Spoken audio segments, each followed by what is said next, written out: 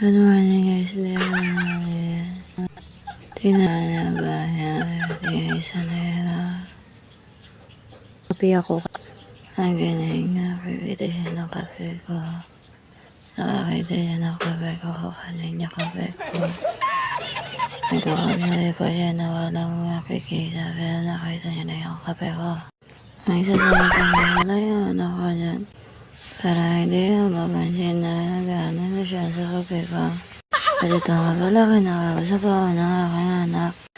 Nagpapabebe ko siya sa akin, nagpapakyut. Para hindi ko siya mapagalitan, nagpapakit siya sa akin. Wow! At para maubos niya lahat ang aking kape. Nakuha ko nga pala ang aking kape dito. Umiiyak ka pala sa akin yung aking anak. Ayaw niya ibigay ko sa kanya yung kape ko. Gusto niya sa kanya lang ang kape. Nakakita na nga sa mukha niya na gusto niya talaga ang kape. At kita na nga di sa akin yung mukha na yan. At nakakipagtalo nga pala sa akin yung akin. At wala nga pala akong magagawa. Kaya mga guys, nagalitan na lang nga. Wala talaga akong makagawa kaya ganito na lang muna.